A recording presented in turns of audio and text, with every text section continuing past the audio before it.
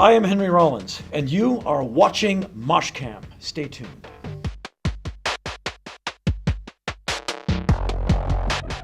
A lot of reasons. A, to be honest, I have an audience, and they show up. And so when my agent says, hey, I got 20 shows for you, I'm like, I'm on my way. But I also like the people that I've met, and I've not met all Australians, obviously, but the ones I've met since 1989 coming here, I think are extraordinary people. I think you have one of the best patches of real estate on the planet. It's just a gorgeous country, what I've seen of it. And the bands, the bands from Australia, some of my favorite music. And so there's a lot of reasons for me to come here. And I have great shows here. I have an amazing audience. So it's a place I come back to as often as possible. This is my second time here this year. I was in Sydney in March for the Australian Music Prize. I'd come here all the time if I had an excuse. I mean, it would be no hassle to like move here or spend a lot of time here. As an American going to North Korea, it's very difficult to get that visa. I don't know how it is for Europeans or Australians, but for an American, everything's difficult because of our wonderful foreign policy. Finally got the visa. I go there and I have 2 tour spies assigned to me. And I'm suspicious because I'm alone. They're like, why are you not with a group? And so they had 2 people, one quiet who took notes and the other who talked to me and feigned bad English for a few days. And we were at the JSA, the Joint Security Area, the famous blue room that the North and South can walk into and have meetings. It's a tourist place and all of that. I'm in a car, the tour buses show up, there's the Brits, there's the Australians, some Europeans are there, and people are wanting to do photos with me. Hey, let's do a photo. And I'm like, you can't recognize me here. Because that'll make my tour guide go like, why are they recognizing you? Are you famous for something? You're gonna have to talk to someone else. Like, you're coming with us. And my travel agent said, don't get recognized. We're bringing you in as a businessman. You are nobody. So the Australians are taking photos. And you know how you all are, buoyant, like, hey, how you going? And I pulled one Australian aside. I said, help me. You can't know who I am. I have to get back to Beijing. I said, would you please brief your wonderful friends? I'll see you in Australia. And he said, I got it. And he briefed everyone and they left me alone. And then the next day, this British guy just started getting angry that I wouldn't do a photo near him. And I was basically saying like, go. And he got mad. And finally, my tour guide, who'd been saying, Henry, and pretending like his English is like taught in school, he came up to me with a lower voice and a totally different demeanor. How does that guy know you? I'm like, oh no, because I'm not good at lying. I said, I met him in the breakfast room, we got to talking, and I guess he wants to do a photo because he likes my tattoos. And he went, mm-hmm. And for the rest of my time there, I just had to try and distance myself from tour groups and not look like I was doing it, just so they wouldn't turn around and get a photo. It was the last 3 days there was a little tense. I think Americans who don't travel, and I can't speak for all of them certainly, I think some Americans think that people in other countries are stupid, that people in African countries are stupid and filthy and brutal.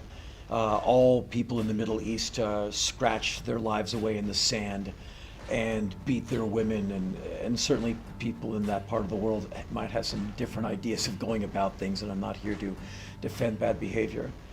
But I've been met with such civility and hospitality in Saudi Arabia, Abu Dhabi, Dubai, wherever I've ever been in the Middle East, or that part of Africa, that skews Islamic, like Egypt.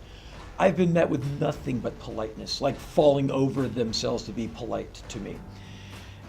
And not primitive. These are cultures that developed geometry, they mapped planets, they learned to translate languages. These are highly articulated cultures with centuries of history documented, of poetry and art.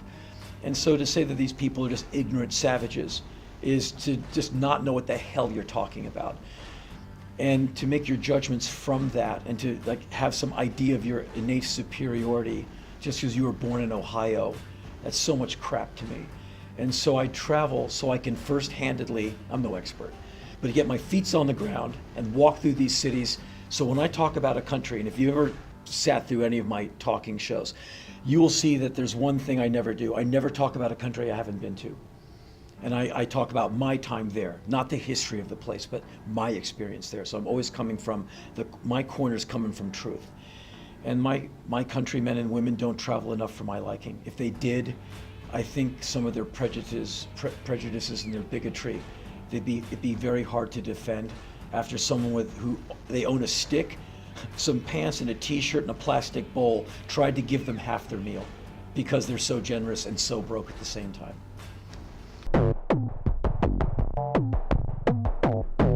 Absolutely. I've never been to the Philippines. I've never been to New Guinea. I want to get there. Central African countries like Chad, Niger, Burkina Faso, that part of Africa, like the center and maybe center west where you're in sub-Saharan Africa. All of that fascinates me. I've been to Africa a lot, but not the interior. Like I've been to Uganda, South Sudan, places like that, but I want to go west of that, like into Chad out of western Sudan. Parts of the Middle East, I don't think I'll ever get to Yemen.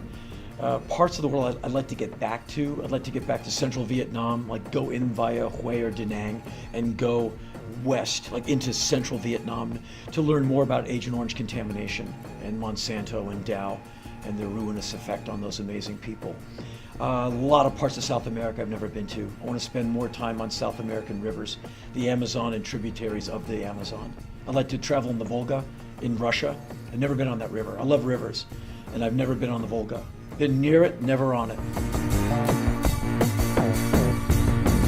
I live in America. Yeah. Not safe? I mean, are you kidding? I'm used to not safe. Yeah. So, and I'm not a tough guy. I'm not looking for a fight or adventure of that sort. But yeah, South America can be dicey, and I've seen it firsthand. Like parts of Brazil, you really got to keep your eyes open. But I was there a lot last year, Ecuador, Chile, Argentina, and I was met with such hospitality. The people were amazing, the food was great, the wildlife was amazing, and I never felt in danger at all. But yeah, you got to keep your eyes open anywhere. You can get cut up in any city. Your cameras might not be able to see it, but there's a scar that goes from my eyebrow through my eye and stops about here. The band and I came out in Santos, opening for Mr. Big was the headliner, some music festival, and we went out there. And we come down, crashing down on the one of some song, and my head went down and my knee came up.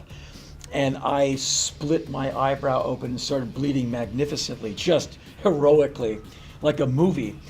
And I thought someone hit me. And so I was like dazed, and I put my dukes up, like, all right, some guy rushed the stage and is beating up on me. It's happened before. So I'm like, okay. And I'm looking around and there's nobody.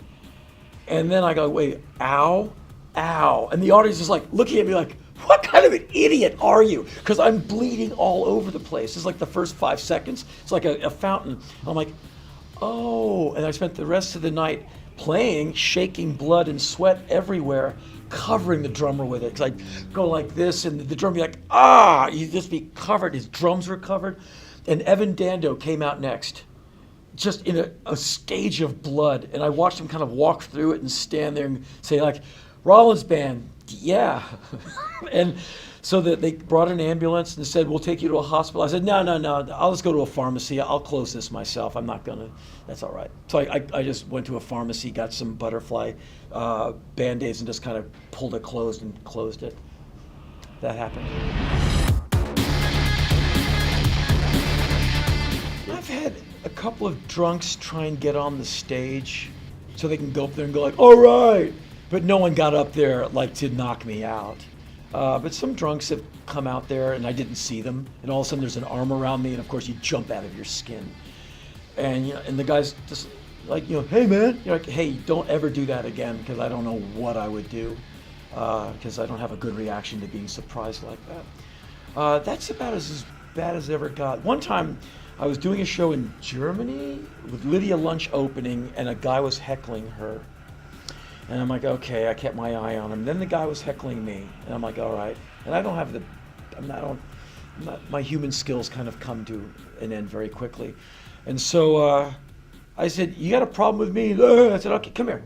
I said, get up on stage. And he got up on stage, and I hopped off stage. and I reached up and grabbed him by his collar and was able to lift him and basically body slam his face into the floor. And I know it was intense because someone filmed it and showed it to me after. It's like a wrestling move where like the Iron Sheik does it to the, the whatever, but it was real, and the guy really, I face planted him. And the whole audience went, "Oh my God!" And I went, "Okay, pick him up and move him." And I got back on stage and went, "So," like I was saying, and the audience was like, "Okay, great, we don't get on stage." And someone came up to me afterwards like, "Hey, look, I filmed it." And I said, "Yeah, that's intense." And that happened. And that was during a talking show, so he probably won't do that again. No. And I'd rather, I'm so happy when nothing like that happens. I'd rather not be in that. And as a 55-and-a-half-year-old man, I probably would have handled that differently. And I was like probably 30 when that happened. No. And I'm not saying I'm without peer or whatever. I just don't, I'm not plugged in that way. I go to maybe a comedy show every other year, or I'm on a comedy festival like Bonnaroo, and I'll watch Lewis Black because he was on after me, and I'll watch Cheech Marin because he was on after me. But I don't know who I would compare myself to, not saying I'm original. I just kind of came into the talking show thing when someone said, "We'll give you $10 to go on stage and talk for 10 minutes. This was 1983. "And you have anything to say?" I'm like, "Yeah, I got some stories." And I told some stories, took that money. And people came up to me and said, "When's your next show?" And I was in a band called Black Flag at the time. And I said, "Oh, we're playing." They said, No, the next time you just go up and talk." I'm like, "Never. I got this. I'm going to eat."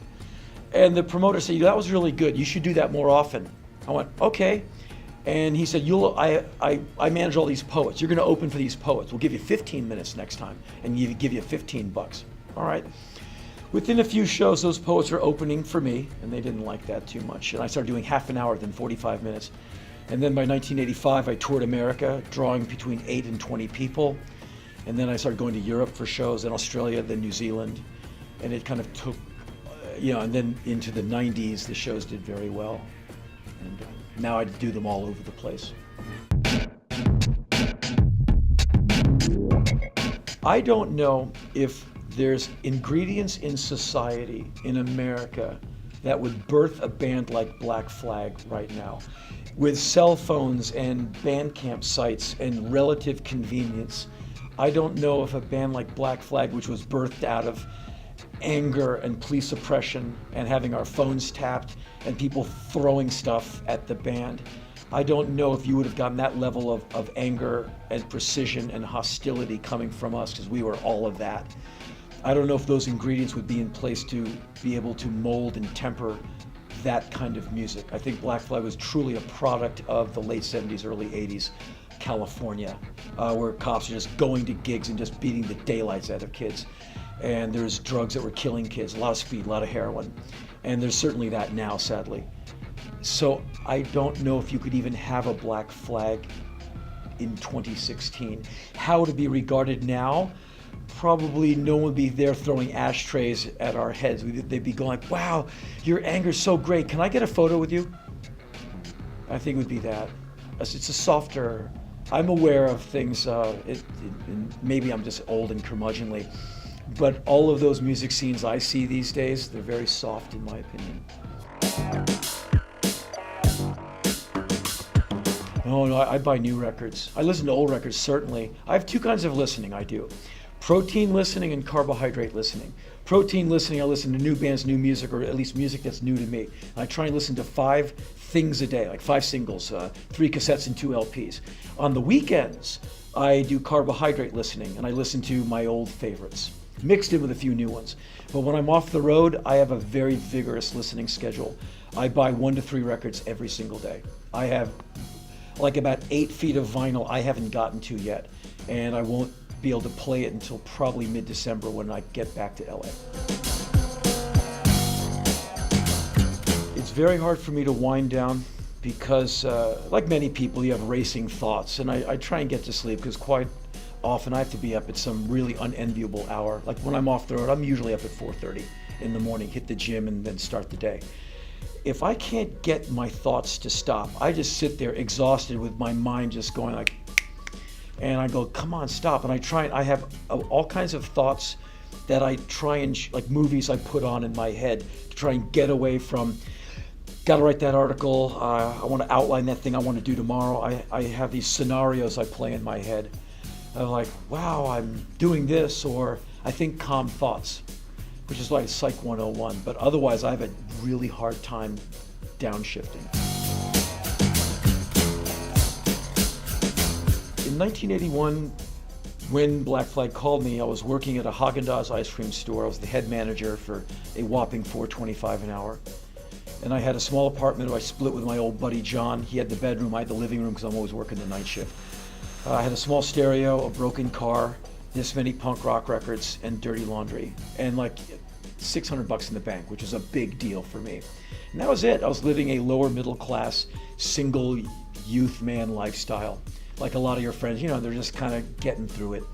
And I just saw my life as being more of that, where eventually I'll quit this job and go work at my friend's record store, which I probably would have done, and worked at Yesterday and Today Records until Skip closed the store years ago. Probably nothing exceptional.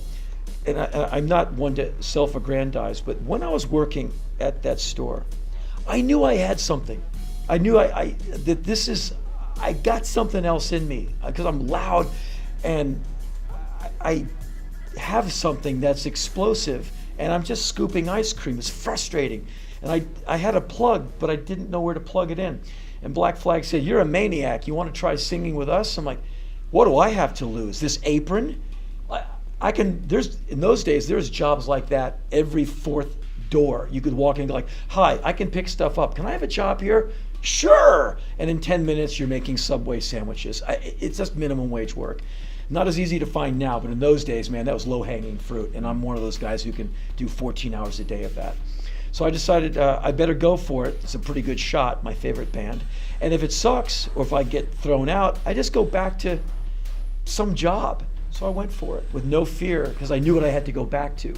And so if I didn't have that opportunity, I'd probably be working some job and be really frustrated, because I'm not cut out for the straight world. I can hang in it for a few hours at a time, and then I gotta bug out.